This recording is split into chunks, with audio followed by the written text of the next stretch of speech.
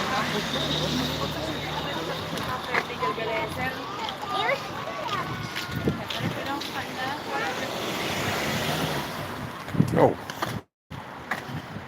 hello, Internet.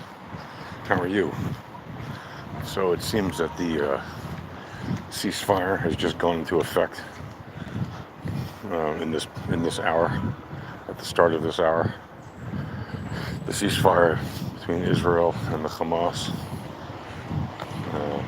It's now Black Friday, the day after Thanksgiving in the U.S. and in the Middle East. It's a day that so far, uh, well, in this past hour, has so far reportedly remained quiet. We'll see soon if that remains to be the case and if the ceasefire holds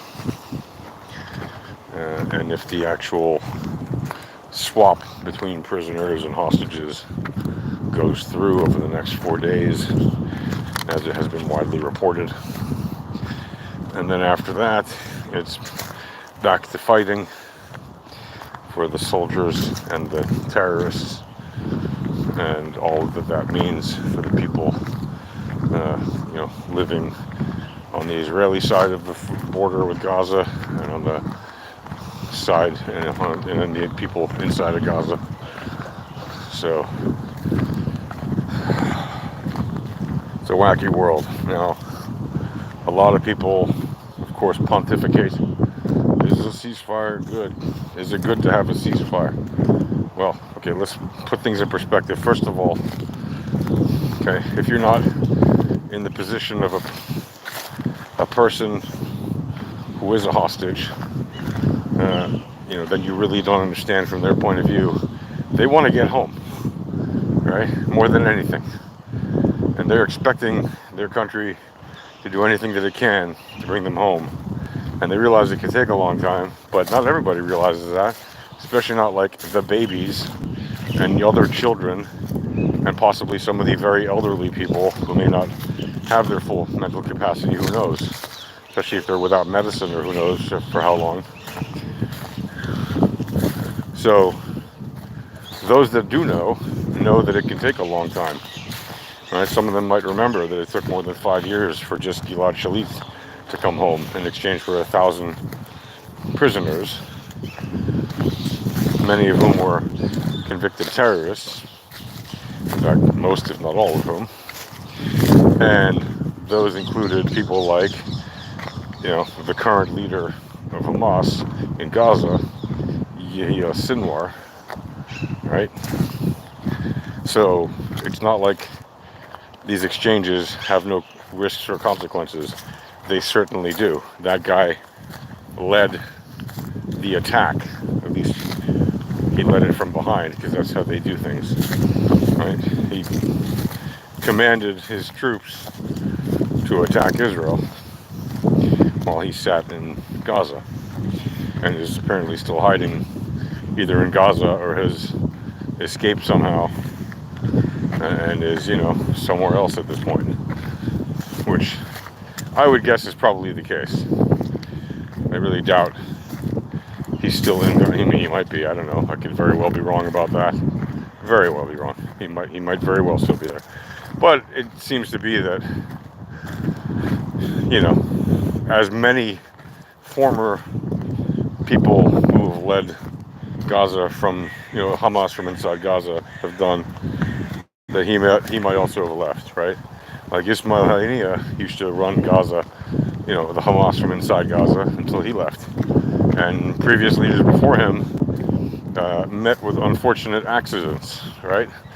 As some people like to put it, which is a kind of a whitewashed way of saying, he was ended, right? That happened to more than one former leader of that group in the past, before Ismail Haniyeh, and now Yahya Sinwar, who is the current leader. But the point is, if this ceasefire holds for 4 days, then you're going to hear a lot of talk about, especially from people who don't want Israel to win the war, you're going to hear a lot of talk about, oh, the ceasefire has to keep holding, and you're going to start to see offers from the Hamas like, hey, another 2 days of ceasefire, and we'll give you another hostage, and they're going to do that. And remember, they have hundreds of hostages, hundreds. So even after they release 50, they're going to have about 180 to 200. We don't know the exact number, but at least a couple hundred. They have more than a couple hundred right now, and they're going to still have at least 180 that we know of after this ceasefire period, if it happens. Is it a weak point for Israel to have a 4-day ceasefire? Extremely conservative people will tell you, yeah, it's a ceasefire, and it means a weakness, because why should you stop shooting at your enemy as long as he's actively fighting you and he has people from your side kidnapped? Okay, that is one argument. There are many arguments against that, which include the fact that the longer we keep shooting at these people, right, the longer Israel keeps shooting at its enemies, the Hamas, the higher the chance of those people doing something terrible to any of the hostages, right? Because the longer the hostages are kept, the higher probability there is of them being harmed in some way. Maybe they don't get their medicine if they're old and they need medicine, or maybe they, whatever it is, mistreat them in some other way. You never know. It's horrible. Every moment that they pass in the hands of their captors is life-threatening to them, and it only gets worse over time. Even if you think that over time, the whole Oslo syndrome happens. No. Okay, that's the prisoners taking a liking to their captors because they psychologically suppress the fact that they are captive in order to be able to suffer through the fact that they are captive. So even if they have kind of fake relations that seem polite and nice with the people who are holding them hostages, they're never more than one trigger pull away from that it all ending forever, right? And so while you can say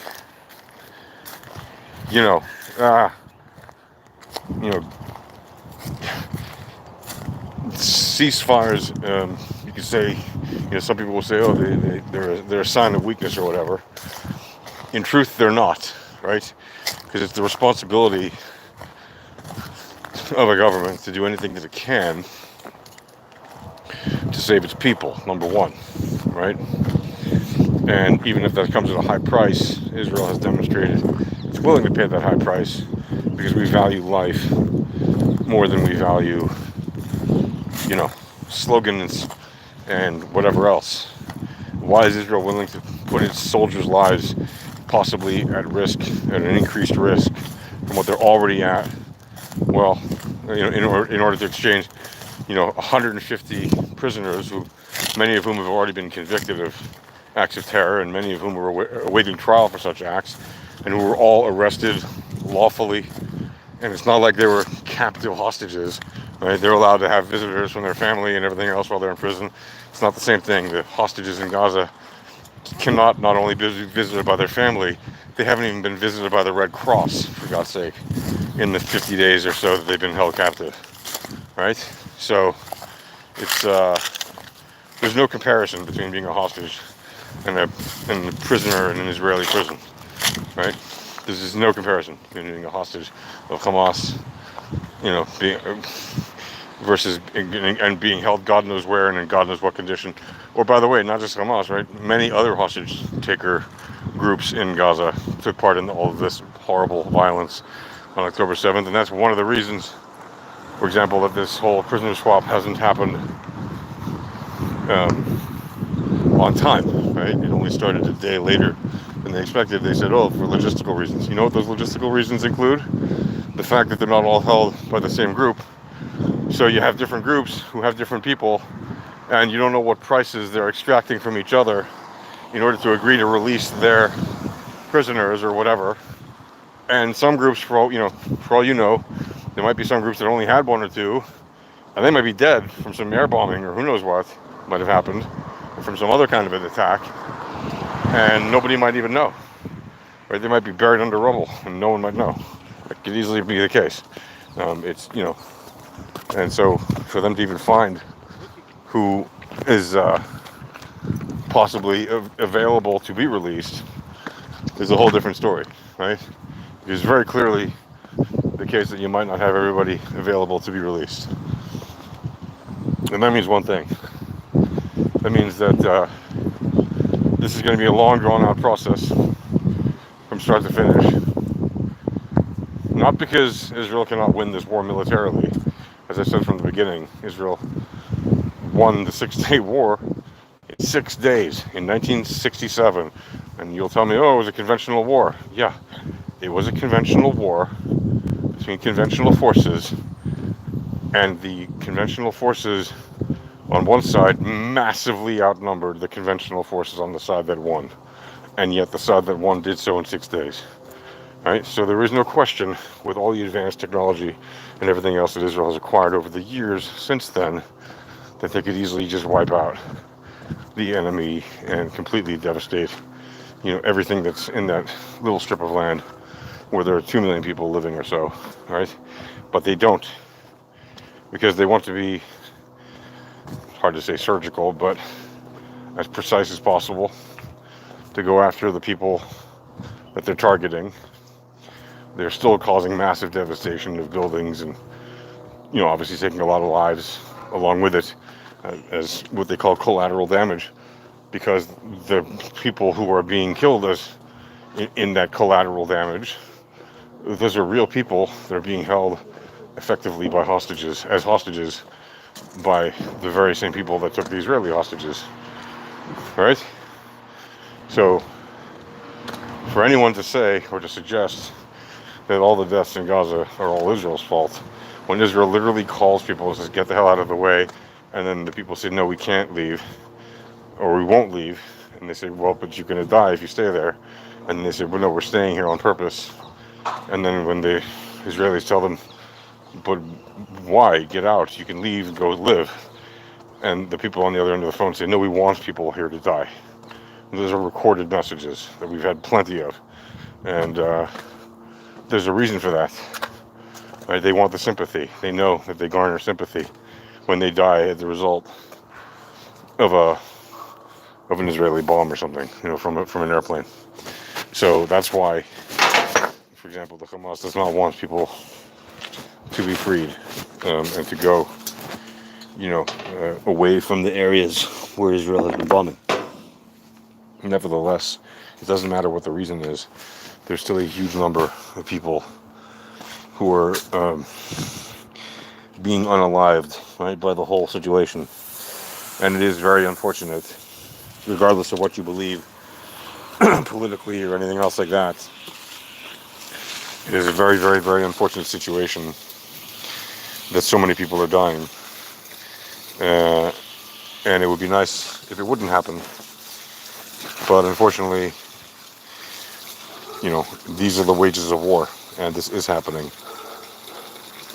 And one of the problems that means, whether that brings, is that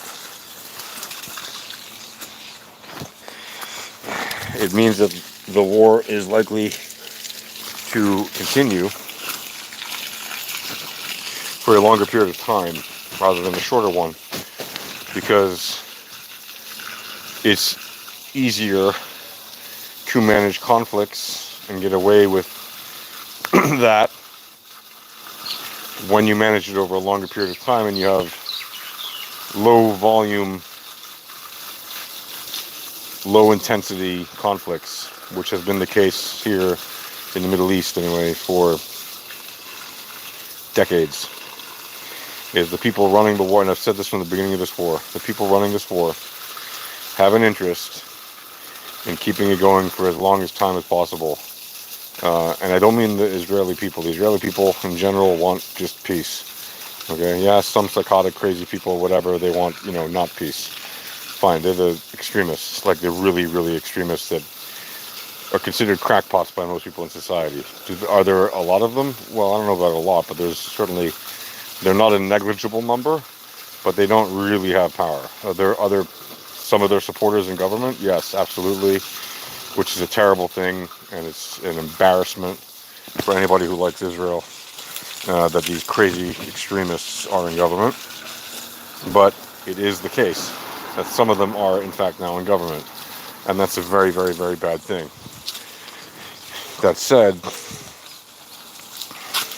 the overwhelming majority of Israeli people just want to live in peace. They're just sick and tired of wars. And frankly, that's probably true for the overwhelming majority of Palestinian people.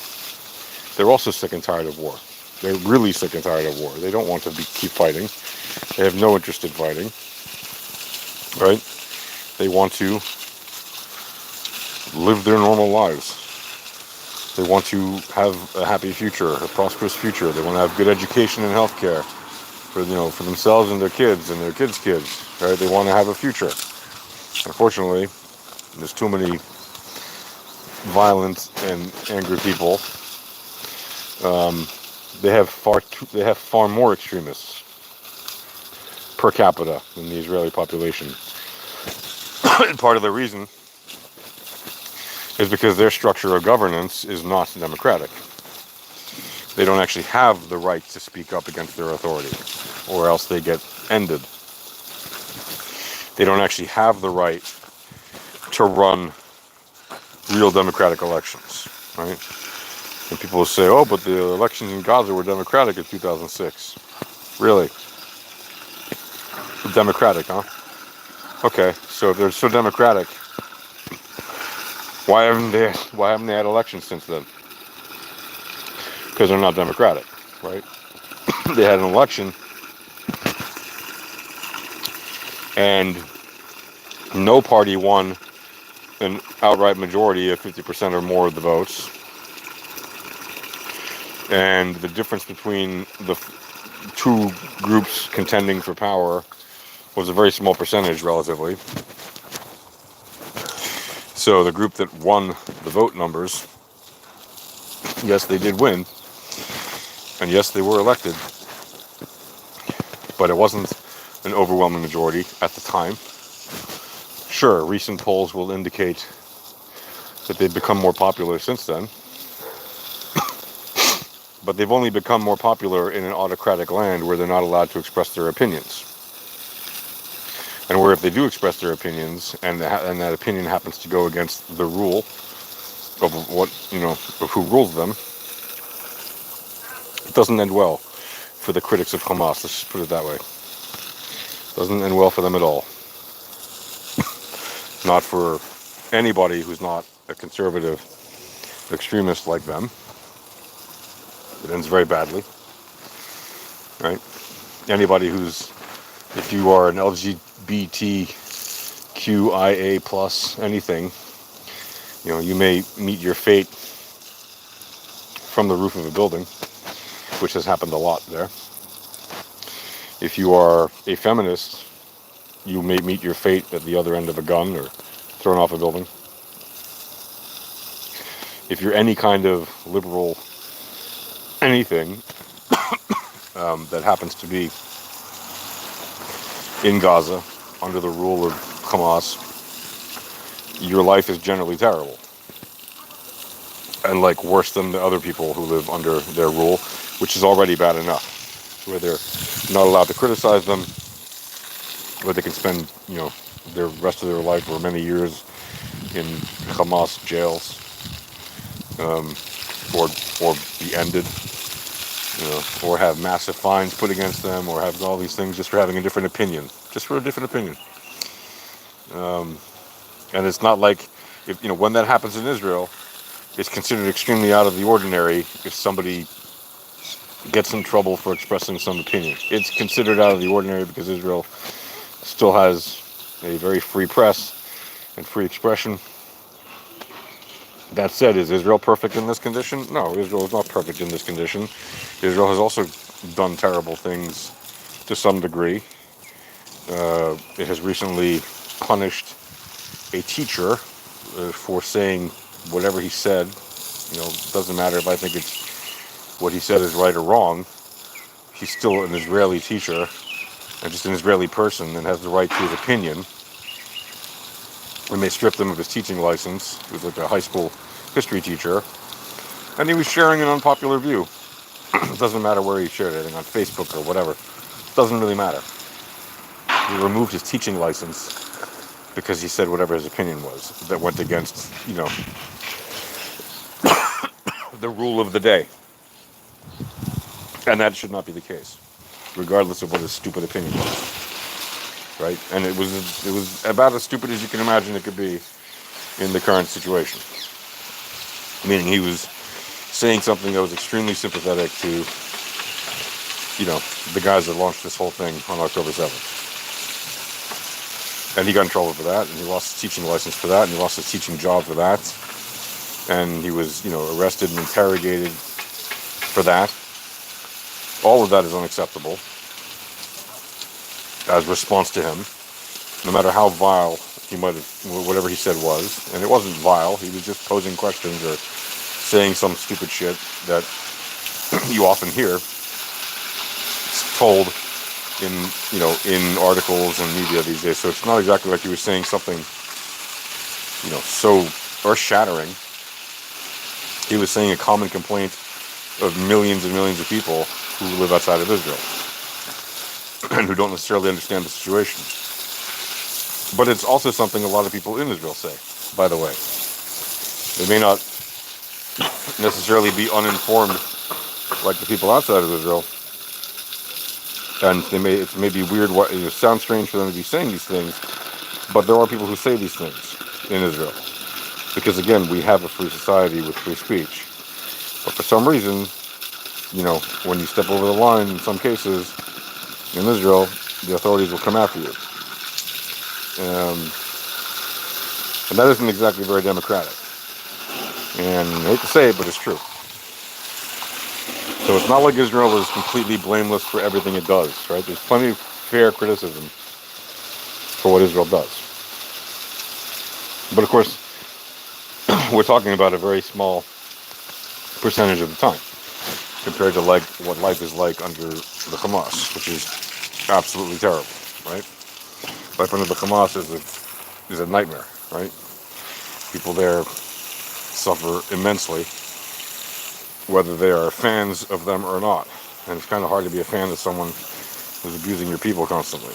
And people who have escaped that hellhole, many of whom are well known, plenty of whom are not known at all, but many people who escape that hellhole will tell you outright that, they consider Hamas to be more their enemy than Israel, even if they're not fans of Israel at all. Even if they still blame Israel for 99% of the hardships in their life, they still realize that Hamas is a bigger problem to them, and so is the Palestinian Authority, right? If you ask the average Palestinian, this poll has happened many times, if you ask the average Palestinian, what form of government would you rather have, including the form that you have now, which form would you prefer having? And the majority of the times the Palestinians will tell you, we'd rather live with the Israeli form of government. Personally, I think Israel should, improve its form of government to something slightly better than what it is. It's not really a true democracy. It's just parliamentary democracy, which elects people based on party lists, and I don't consider that very democratic. But that is what the situation is for people in Israel. They elect people to their government based on party lists, which is, of course, very corruptible. It means lots of political horse trading and, effectively political bribery. You do this for me and I'll do these things for you. And, you could say, that's how the sausage is made in politics. But I will say that that's how corruption is made in politics. It's not ethical. And it shouldn't be like that. But it is like that. And so for as long as it is like that, I will certainly complain that is the case. And I think because anybody who cares about a country should want it to improve. And unfortunately, I don't see the state of Israel making the improvements that it has to in order to truly be a democratic country. What I see is a lot of the old school corruption methods, strategies and tactics of maintaining control by the power of party lists. And that is not truly democratic. And people will say, well, ancient Greece had true democracy by picking things out of a hat or whatever. Well, ancient Greece, I don't consider to have been truly democratic either. I don't consider picking things out of the hat to be truly democratic, because then it's not really people's choice. That's just basically lottery. And if people are just picking lottery, then they're not really, that's not democratic, that's just chance. And thanks, but I don't think we should be governed by chance. Right? That's just insanely foolish. But there are some people who believe that that's the truest form of democracy. But in my opinion, clearly not. Democracy means everybody gets to voice their own opinion and to express their own will and to vote according to their own conscience.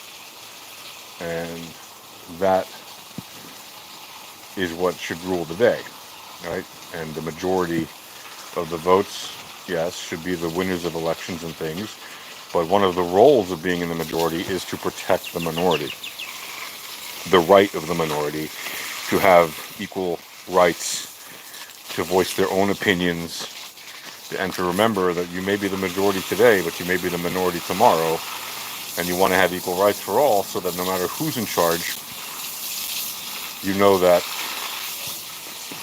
you're not going to be in peril for having had a different opinion than the majority at some point.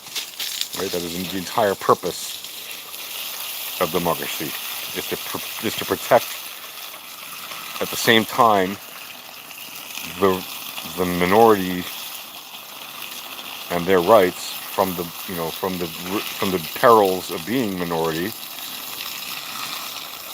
while at the same time protecting the rights of the majority and respecting the fact that they are the majority and following the majority rule,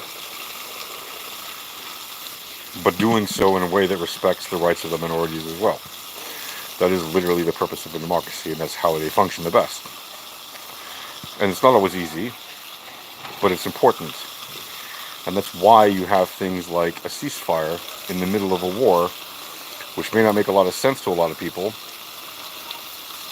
But when you have two sides who want that ceasefire for whatever reasons that they want it, and you have parents of hostages who want their kids back and are begging for their kids to come home, and they know that it's possible because there's a ceasefire on the table being discussed and being offered by both sides, or being considered by both sides, then how can you really argue with the parents of hostages who've been kidnapped after being brutally attacked and everything else? Right? How can you really say no to them? It would be wrong. Right?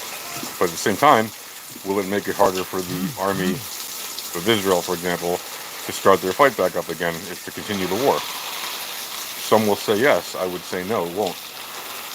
Because they've already said from before the ceasefire happened that they were going to do exactly that. So why would it make it harder?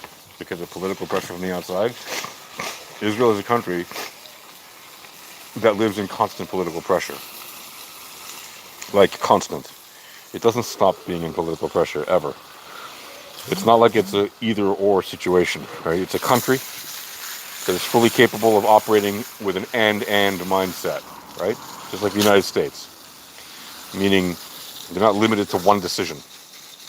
The government of Israel isn't limited to only doing one thing. Right? So part of this deal, for example, is no drones to do surveillance during the ceasefire. You know why they want that? The Hamas side, you know why they don't want Israeli drones flying overhead? They say it's because they don't want to be scared or confused if they hear drones or see drones during the release of hostages. No, that's not the reason. It's obvious the reason. The reason is they think that Israel is going to spy on where the hostages are being released from, and then they'll know some more places to attack or to go get possibly more hostages released from. But we all know that's not true, because there's a few reasons for that. One is that the bad guys aren't holding the hostages exactly at the point where they're releasing them from. Right? Who knows how far away they're being held from where they're being released from, right? And how many different networks of tunnels they had to go through, underground, overground, whatever, in order to be released, right? So it's not like they're gonna, oh yeah, they're just hiding them behind this wall, and we're just gonna open this wall in front of everybody, or this door, and suddenly you're gonna see, 50 people being released, and there's gonna be another 100 right there, but you can't get them because we're gonna close the door. Like, that's not the case, right? It's gonna take, probably a lot more effort to find where the rest of them are, and that's why the Hamas feels confident that they can keep dripping this out. At the same time, the Hamas knows, it's not like they don't know that Israel has, well, maybe they don't, but they sure should, I'm sure they do, that Israel has, satellites, spy satellites, and can certainly observe the Gaza Strip from space, and surely has done it, and is doing it, if they want to spy on, the locations of the people in the Hamas, etc. So, to suggest that blocking the drones is going to somehow solve that problem is just ridiculous. But it's all a lot of politics. They want to appear as if they have some kind of a victory, that they got Israel to capitulate, to not do any kind of spying. Well, it's kind of bogus, because Israel is certainly going to be surveilling the Gaza Strip during these 4 days. Anybody who thinks they're not is either an idiot or is a liar, or both. But these are the wages of war, unfortunately, and it means that innocent people are stuck in the middle, because, as always, innocent people are stuck in the middle. And until that changes, unfortunately, this is the way people fight wars. The people in power make decisions that affect the people who are stuck in the middle. And very often the people in power do not have the same interests as the people stuck in the middle. That's just an unfortunate reality. And until that changes, which is probably never, because people have been fighting wars forever, since as long as there have been people, and it doesn't seem to be changing anytime soon. But until that changes, we're likely to see more such terrible consequences for people involved in any kind of war, whether they're civilians or whether they're combatants, whether they're hostage takers or rescuers. Doesn't matter. It's, war exacts a heavy price on everybody involved, and it is awful. Even if you're just an innocent bystander or not even involved, but you're just, close to it, it will have a dramatic effect on your life. Even if it doesn't affect you directly, you just see it, or you hear about it from somebody who lives down the street from you, or whatever it is, right? War exacts a heavy price on all of those involved in any way. And, of course, the closer you are to it, usually the heavier the price. And, of course, if you're injured or if your life is ended, then, of course, it extracts, among the heaviest prices, right? Or if your loved one gets hurt, or their life is ended, or they're kidnapped. Those are unimaginable, horrible consequences. But it happens all the time. And it's terrible. And it's worse than unfortunate. It's just the worst. I mean, it's right. There's no words to describe how terrible it is. I mean, yes, you can describe it in words, but it doesn't do it justice. It doesn't do the emotion justice. If you're lucky enough to never have been involved in any way in any war, then may you be so fortunate for the rest of your days. But for those unfortunate people, which is a huge number of people who have been caught in wars, none of them that I know would like to see their life be entirely encompassed by war. And unfortunately, there are too many people whose lives are, for the most part, if not entirely, encompassed by war. And it's very unfortunate. It's a miserable existence in many ways. Even if you profit from it, even if you make a career out of it, whatever it is, it's not a lovely thing, right? But anyway, enough of that. So the point is, now there is a ceasefire for 4 days. Will it last? Is it a good thing if it lasts? Because will that make Israel unable to start the war again if it needs to, if it feels it hasn't yet achieved its goals, which are to eliminate the Hamas or to remove it from power and to return all of the hostages? Well, like I said from the start of this war, and I believe firmly that Israel can win this war, but as I wrote right from the very beginning, I don't think this war is going to end the way that people think it's going to end. I don't think this war is going to end the way the government says it's going to end. I don't really think it's going to be possible to actually remove every single last Hamas fighter, because you don't even know who they all are. It's kind of impossible to know who they all are. And for everyone you kill, you're quite potentially raising more of them, indoctrinating more of them to hate. For every innocent person you kill, is very possibly encouraging more people to join such groups. And there's really nothing anybody can do about that if the education system in that place does not change. And that's really the biggest challenge after this war ends. It's not the fighting, it's not the burials, it's not all the terrible things. It's actually the education. Right? If the education, frankly on both sides, but mostly on the side of the Palestinians, does not change, if they don't stop teaching their children to hate, this war will never end. That is the ultimate thing that will, I mean, yes, Israel has to be allowed to win. That's absolutely, the side that is being beaten should surrender, right? That would end the war immediately. And you could make peace immediately. But what was the other thing that happened in places that surrendered? What was the other thing that happened in Nazi Germany, for example, when they surrendered? Did they just surrender and everything went hunky-dory for Germany? No. They denazified Germany, meaning they got rid of the Nazi education system, right?